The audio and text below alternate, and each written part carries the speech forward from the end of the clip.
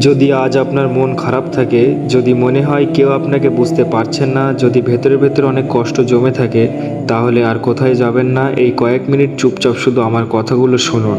আমি জানি না আপনার জীবনে কি ঘটছে, কিন্তু আমি একটা কথা জানি, সব থেকে ক্লান্ত মানুষটাও একদিন আবার হাসতে পারে।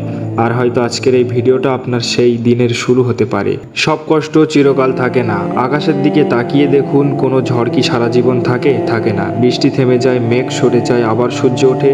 জীবনও ঠিক তেমন। আজ যে কষ্টটা আপনাকে ভেঙে দিচ্ছে, একদিন সেটাই হয়তো শুধু একটা স্মৃতি হয়ে থাকবে। আজ এটা বিশ্বাস করা কঠিন, কিন্তু সময় একটা অদ্ভুত ক্ষমতা আছে। সে অনেক গভীর ক্ষমতাকেও ধীরে ধীরে শুকিয়ে দেয়। নিজেকে দোষ দেওয়া বন্ধ করুন। আমরা অনেক সময় নিজের সবথেকে বড় শত্রু হয়ে যাই। একটা ভুলের জন্য, একটা ব্যর্থতার জন্য, একটা সম্পর্ক ভেঙে যাওয়ার জন্য আমরা নিজেকেই দোষ দিতে থাকি।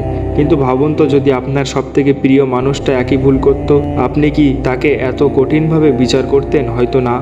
তাহলে নিজের প্রতি এত কঠোর কেন? নিজেকে সেই সহানুভূতিটাই দিন যেটা আপনি অন্যদের দেন। আপনি একা নন। অনেক মানুষ বাইরে থেকে হাসে, কিন্তু ভিতরে নীরব কাঁদে। যে বন্ধুকে সবসময় আনন্দ দেখেন, হয়তো সেও কোনো না কোনো যুদ্ধে লড়ছে। তাই মনে করবেন না শুধু আমার জীবনেই সমস্যা আছে। আমরা সবাই নিজের নিজের গল্পে অদৃশ্য লড়াই করছি। এই সত্যিটা জানলে হয়তো অন্যের প্রতি একটু নরম হতে পারবেন, আর নিজের প্রতিও। আপনার গল্প এখনও শেষ হয়নি। একটা বইয়ের মাঝখানে একটা অধ্যায় পড়ে কেউ পুরো বই বিচার করে না। তাহলে জীবনের একটা খারাপ সময় দেখে পুরো জীবনকে কেন শেষ বলে ধরে নিচ্ছেন? হয়তো আপনি এখনও গল্পের সবথেকে কঠিন অধ্যায় আছেন, কিন্তু শেষ অধ্যায় এখনও লেখা হয়নি। আর শেষ অধ্যায়টি আপনার আজকের সিদ্ধান্তই লিখবে। ছোট ছোট আনন্দকে ফিরিয়ে আনুন। আজ যদি মন খুব খারাপ থাকে, তাহলে পৃথিবী বদলানোর চেষ্টা করবেন না, শুধু আজকের দিনটাকে একটু সুন্দর করুন। এক কাপ চা, প্রিয় একটি গান, কিছুক্ষণ হাঁটা, কিংবা প্রিয় একজন মানুষের সঙ্গে কয়েক মিনিট কথা বলা। অনেক সময় বড় পরিবর্তনের শুরু খুব ছোট ছোট একটা মুহূর্ত থেকে আসে। একটা গল্প। একটা ছেলে প্রতিদিন একটি পুরনো গাছের নিচে বসে কাঁদতো। তার মনে হতো জীবন তার প্রতি খুব অন্যায় করছে। একদিন এক বৃদ্ধা সেখানে এসে বসলেন।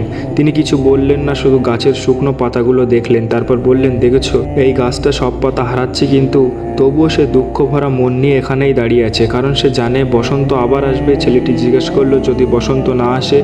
বৃদ্ধা মুচকি হেসে বলল, প্রকৃতি কখনো গাছকে চিরদিন শীতের মধ্যে রাখে না, জীবনও মানুষকে চিরদিন কষ্টের মধ্যে রাখে না।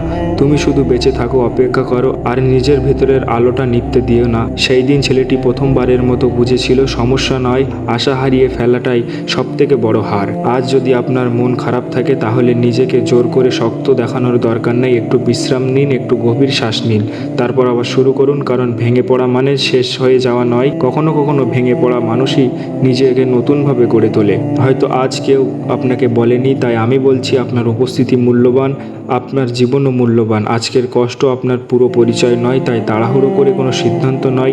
নিজেকে একটু সময় দিন, কারণ সবথেকে অন্ধকার রাতের পরেও ভোরের আলো কিন্তু দেখা যায়। আর হয়তো আপনার জীবনও সেই ভোরের আলো খুব দূরে নয়। যদি এই কথাগুলো আপনার হৃদয় ছুঁয়ে যায়, তাহলে আজকে শুধু একটা প্রতিশ্রুতি দিন, সময় যত কঠিন হোক না কেন, আমি আগামীকাল আবার নতুন করে শুরু করার চেষ্টা করব। ধন্যবাদ। ভিডিওটা ভালো লাগলে লাইক করবেন, চ্যানেল নতুন হলে সাবস্ক্রাইব করে পাশে থাকবেন।